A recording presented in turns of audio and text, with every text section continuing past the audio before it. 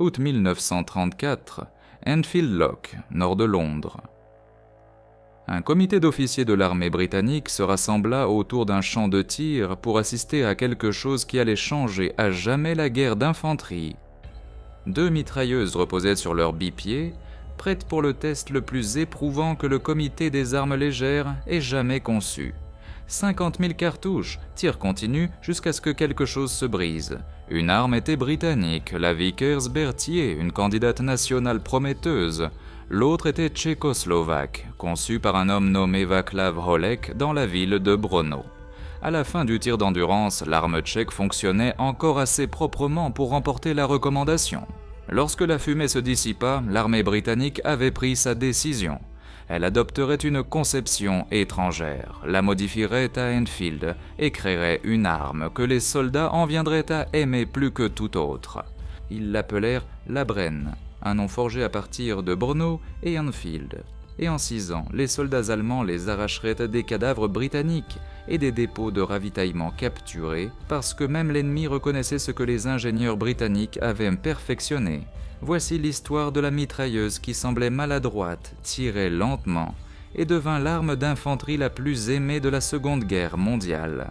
Le problème auquel l'infanterie britannique faisait face dans les années 1930 était brutalement simple. Le fusil Lewis, leur mitrailleuse légère standard depuis la Grande Guerre, était obsolète. Il pesait plus de 12 kg, utilisait des chargeurs circulaires encombrants et s'enrayait constamment dans la boue et le sable. Les soldats britanniques avaient besoin de quelque chose de plus léger, plus fiable et suffisamment précis pour soutenir les sections d'infanterie à travers les vastes distances de l'Empire. Les Allemands avaient déjà résolu leur version de ce problème. Leur MG-34 tirait à 900 coups par minute, une cadence terrifiante qui inspirerait plus tard la MG-42 encore plus rapide. La doctrine allemande construisait des escouades entières autour de l'alimentation de la mitrailleuse, les fusiliers existant principalement pour transporter les munitions et protéger le tireur. La MG-34 était une arme superbe, mais elle consommait des munitions à un rythme que seule la logistique allemande, en théorie, pouvait soutenir. La doctrine britannique exigeait quelque chose de différent. L'Empire s'étendait à travers les déserts, les jungles et les montagnes gelées. Les lignes de ravitaillement pouvaient s'étendre sur des milliers de kilomètres.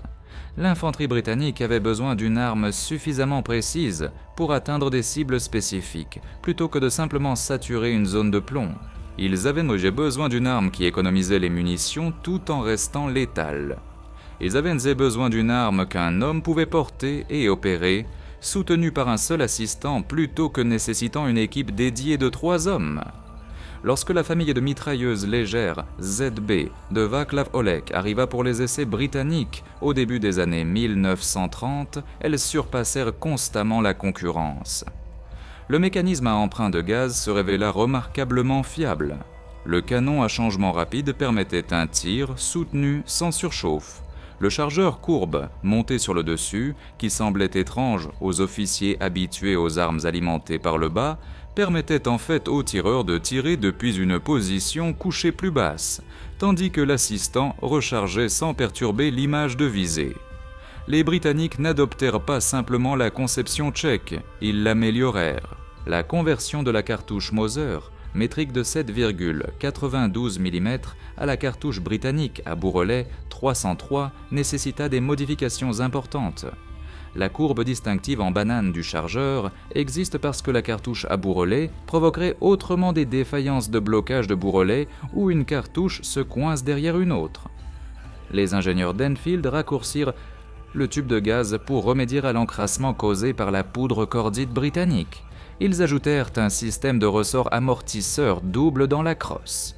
Un ressort pour la plaque de couche et un autre pour le retour du piston qui absorbait le recul si efficacement qu'un tireur qualifié pouvait tirer des rafales de 5 coups avec des groupements comparables à 5 tirs de fusil individuels. Selon les rapports d'essai de la Manufacture royale d'armes légères, l'arme achevée pesait 22 livres à vide, mesurait 45 pouces et demi de longueur totale, et atteignait une vitesse initiale de 744 mètres par seconde. La cadence cyclique de 480 à 540 coups par minute semblait lente comparée aux armes allemandes.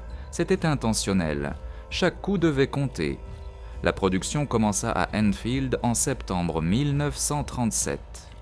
Au moment où la guerre éclata 2 ans plus tard, plus de 30 000 Bren avaient été distribués aux corps expéditionnaires britanniques. L'arme était sur le point de faire face à son premier véritable test. Maintenant, avant d'aborder la performance de la Bren au combat, si vous appréciez cette plongée approfondie dans l'ingénierie britannique, envisagez de vous abonner. Cela prend 1 seconde, ne coûte rien et aide la chaîne à se développer. Retour à 1940. La chute de la France fut une catastrophe pour les armes d'infanterie britanniques. Lorsque l'évacuation de Dunkerque se termina en juin 1940, seulement environ 2300 de ces 30 000 Bren retournèrent en Grande-Bretagne. Le reste fut perdu, détruit ou tomba entre les mains allemandes.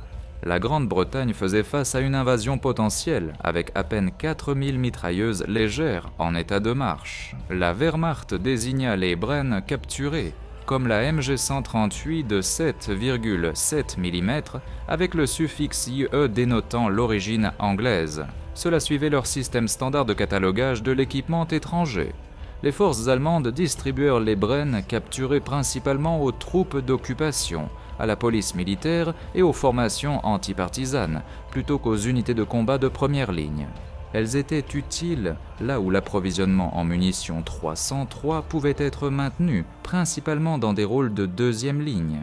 Le musée des chars de Norfolk rapporte que les forces allemandes non seulement utilisèrent la Bren comme arme de première ligne, mais la valorisèrent également hautement comme arme d'occupation. Cependant, les affirmations selon lesquelles les Allemands priorisaient spécifiquement la récupération de Bren au-dessus d'autres équipements capturés manquent de preuves documentaires solides. La Wehrmacht capturait et cataloguait systématiquement tout équipement utile. La Bren était précieuse, mais aucun ordre ou rapport de renseignement allemand survivant n'indique de préférence particulière pour elle par rapport à leur propre MG-34. Ce qui se passa ensuite démontra la capacité industrielle britannique à son meilleur. Le Mark I original nécessitait un usinage sophistiqué qui limitait la vitesse de production. Les ingénieurs développèrent le Mark II avec une fabrication simplifiée, réduisant le coût de 20 à 25% tout en maintenant l'efficacité au combat. La production s'étendit sur 4 continents. Le consortium du groupe Monotype commença la fabrication en septembre 1941, produisant finalement plus de 72 000 armes. John Inglis & Company à Toronto, Canada, fabriqua 186 000 unités, représentant 60% de la production mondiale de Bren en 1943. L'usine d'armes légères Lithgow en Australie produisit plus de 17 000 armes. L'arsenal d'Ishapore en Inde commença la production en 1942 et continuerait pendant des décennies. En 1943, les usines britanniques produisaient 1000 Bren par semaine. La crise était devenue un triomphe d'organisation. Les récits de combat des vétérans louent constamment la fiabilité et la précision de la Bren. Le lieutenant Jimmy Langley du 2e Coldstream Guards enregistra dans ses mémoires « Fight Another Day » comment son unité utilisa les Bren avec un effet dévastateur pendant la défense du périmètre de Dunkerque. Il écrivit que lorsque les Allemands installèrent une mitrailleuse dans un cottage endommagé de l'autre côté d'un canal, ces hommes la virent et les pulvérisèrent avec une Bren avant qu'ils ne puissent tirer. Les combats étaient si intenses que dans une Bren, le percuteur avait fondu, la rendant inutile. À Nieuport, le 31 mai 1940, la situation devint si désespérée que 2 commandants de bataillon britanniques manièrent eux-mêmes une Bren, un colonel tirant et l'autre chargeant. Les tireurs de Bren gagnèrent la croix de Victoria plus d'une fois parce que l'arme permettait à un homme de tenir une ligne plus longtemps que quiconque ne l'attendait. Le fusilier Sher Bahadur Thapa du 9e Gurkha Rifles gagna la sienne à titre posthume à la bataille de San Marino en septembre 1944. Sa citation rapporte que par l'intensité et la précision du tir qu'il pouvait porter uniquement depuis la crête, ce tireur de Bren Gurkha isolé fit taire plusieurs mitrailleuses ennemies et arrêta un nombre d'Allemands qui tentaient de s'infiltrer sur la crête. le caporal Thomas Peck, Hunter du 43 Commando Royal Marine, chargea 200 mètres de terrain découvert au lac Comacchio en avril 1945, tirant sa brenne depuis la hanche. Sa citation note que l'habileté et la précision avec lesquelles il utilisa sa brenne sont prouvées même par la façon dont il démoralisa l'ennemi. 6 Allemands se rendirent à lui avant qu'il ne soit tué. Les conditions désertiques en Afrique du Nord testèrent la fiabilité de l'arme. La brenne s'enrayait si elle n'était pas maintenue méticuleusement propre du sable, mais son régulateur de gaz réglable à 4 positions permettait aux opérateurs de compenser. Flux de gaz le plus petit pour les conditions désertiques chaudes, le plus grand pour les environnements froids. Lorsque l'encrassement causait des arrêts, l'opérateur tournait simplement le régulateur pour alimenter plus de gaz au piston. Les vétérans affirmaient que tous les problèmes avec la brenne pouvaient simplement être résolus en frappant l'arme, en tournant le régulateur ou en faisant les deux. La variante Mark III, standardisée en juillet 1944, répondait spécifiquement aux exigences de la guerre dans la jungle. Pesant seulement 19 livres et 5 onces avec un canon raccourci de 22 pouces et quart, elle perdait 3 livres par rapport au Mark, un original. Les soldats du Commonwealth combattant en Birmanie appréciaient que les lourdes cartouches 303 pénètrent la végétation de la jungle qui arrêtait les calibres plus légers. La brenne devint l'arme de section standard dans tous les théâtres, des fjords gelés de Norvège aux îles étouffantes du Pacifique. Les allocations d'unités se standardisèrent à une brenne par section d'infanterie de 8 à 10 hommes. Un peloton d'infanterie déployait 3 brennes, plus un mortier de 2 pouces. Le peloton de transport dans chaque bataillon montait 13 transporteurs universels, chacun équipé d'une brenne pour la puissance de feu mobile. À la fin de la guerre, une division d'infanterie britannique déployait plus de 1200 brennes. Une division blindée en transportait près de 1400. Les chargeurs de rechange étaient distribués dans la section, de sorte que l'équipe d'armes ne manquait jamais de munitions. L'auteur Neil Grant, qui interviewa de nombreux vétérans de la brenne pour son livre « The Bren Gun », nota une réaction constante. Presque tous la considéraient comme une arme fiable et efficace. Et il était frappant que lors de discussions sur la brenne avec des vétérans qui l'avaient utilisée, leur première réaction était presque toujours la même, un sourire nostalgique et les mots « C'était une arme formidable, la vieille brenne » ou quelque chose de similaire. Il existe une légende persistante selon laquelle la brenne était trop foutument précise pour le tir de suppression. La source la plus citée est une anecdote de Dunkerque, où un maître principal aurait conseillé à un propriétaire de bateau civil d'obtenir un fusil Lewis à la place, parce que les brennes sont trop foutument précises. Des histoires circulaient selon lesquelles les tireurs utilisaient délibérément des canons usés pour élargir le cône de tir. Les tests modernes ne soutiennent pas cette affirmation. Ian McCollum de Forgotten Weapons l'appelle un mythe d'armes, notant que les démonstrations de tir réels la contredisent. Matt Moss de l'Armorer's Bench effectua des tests contrôlés, comparant la brenne à un fusil de sniper dédié en utilisant la méthodologie de l'armée britannique. Les résultats démontrèrent que la brenne n'était pas plus précise qu'un fusil de sniper. Les vétérans qui ont réellement tiré avec l'arme contestent l'affirmation. Seules les personnes qui n'ont jamais tiré avec une mitrailleuse légère diraient jamais qu'elle était trop précise. Le noyau de vérité est que la brenne était précise pour une mitrailleuse légère. C'était une vertu, pas un problème. L'entraînement standard enseignait aux tireurs de tirer des rafales de 4 à 5 coups et de déplacer manuellement la visée entre les rafales, une technique universelle de mitrailleuse légère, pas une compensation pour une précision excessive. Comparer la brenne aux armes contemporaines révèle le génie de la philosophie de conception britannique. La MG42 allemande tirait à 1200 à 1500 coups par minute, gagnant des surnoms comme la scie circulaire d'Hitler. Pourtant, malgré cette différence dramatique, les cadences soutenues pratiques étaient similaires à environ 100 à 150 coups par minute en raison des changements de canon et du rechargement. La cadence extrême de la MG42 créait un effet psychologique dévastateur, mais consommait voracement les munitions. Une bande de 50 cartouches pouvait se vider en 2 secondes et demie de tir continu. Contre le bar américain M1918, la brenne détenait des avantages significatifs. capacité de chargeur de 30 cartouches contre 20 et, crucialement, un canon à changement rapide que le bar manquait entièrement. Le canon fixe du bar pouvait surchauffer pendant un tir prolongé et nécessitait un remplacement au niveau du dépôt plutôt qu'un changement sur le terrain. Le bar fut testé en Grande-Bretagne pendant l'entre-deux-guerres, mais l'armée voulait finalement une véritable mitrailleuse légère avec un canon à changement rapide et la conception tchèque livra exactement cela. Le DP-28 soviétique offrait une capacité de chargeur circulaire de 47 cartouches, mais avec des temps de rechargement maladroits et une conception optimisée pour la production de masse plutôt que la précision. Les soviétiques avaient besoin d'une arme que des armées de conscrits, avec une formation limitée, pouvaient opérer efficacement. La Bren représentait une philosophie entièrement différente. Ingénierie de précision pour des soldats professionnels censés faire compter chaque cartouche. La doctrine britannique favorisait la précision sur le volume pour des raisons enracinées dans l'expérience impériale. La guerre coloniale signifiait combattre des ennemis dispersés à des portées étendues. Les lignes de ravitaillement étendues à travers un empire mondial rendaient la conservation des munitions essentielle.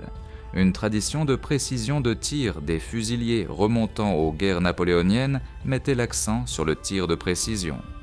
La Bren n'avait pas besoin de dominer les échanges de tirs seule. Elle fournissait un tir de soutien précis pendant que le groupe de fusiliers manœuvrait. Les escouades allemandes existaient pour servir leurs mitrailleuses.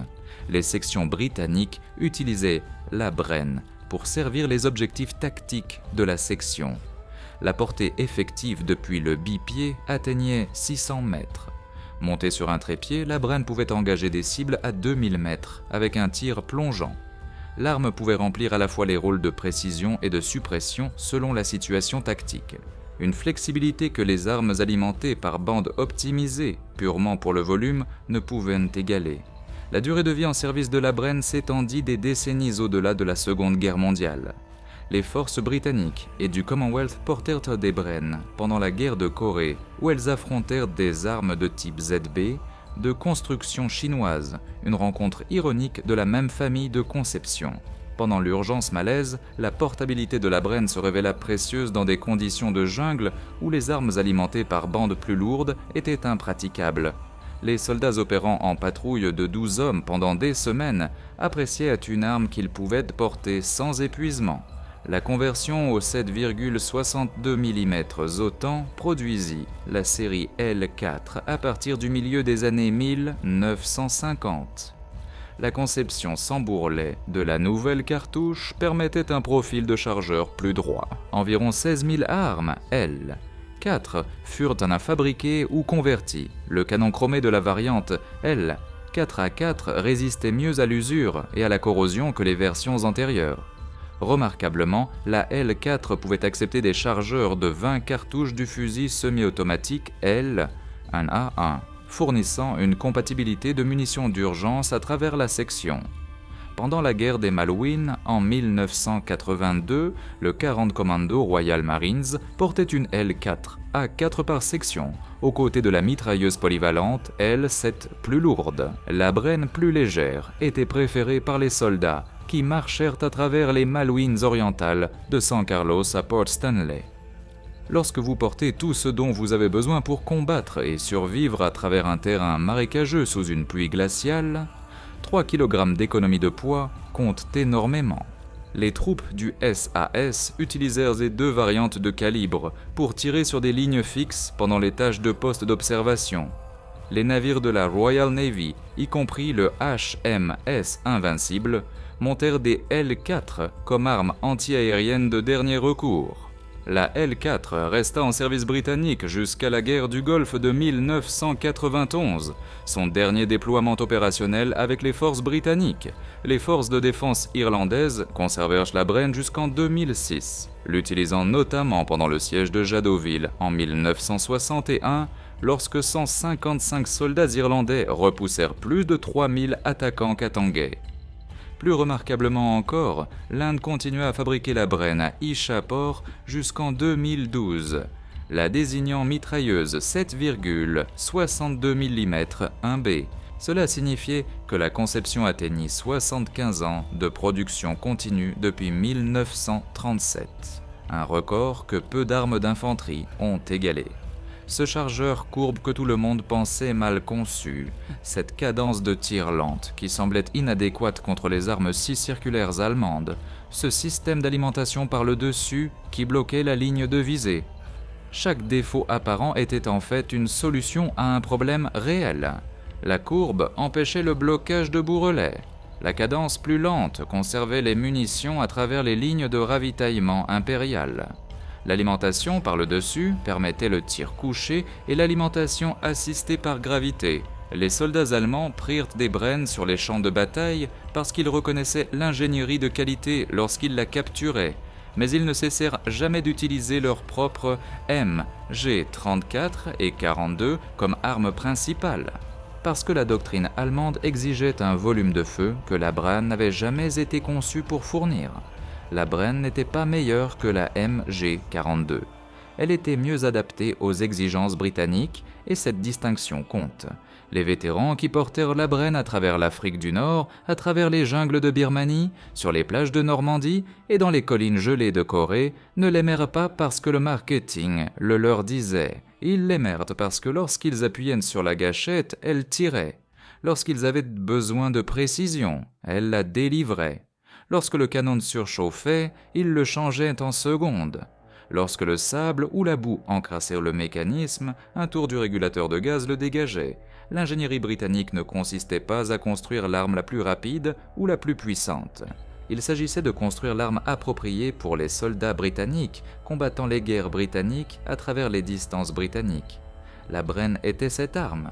75 ans de service le prouvent. Des plages de Dunkerque aux montagnes de Corée, des jungles de Malaisie aux collines balayées par le vent et gelées des Malouines, la Bren accomplit sa mission. L'arme qui semblait maladroite devint l'arme qui ne les abandonna jamais.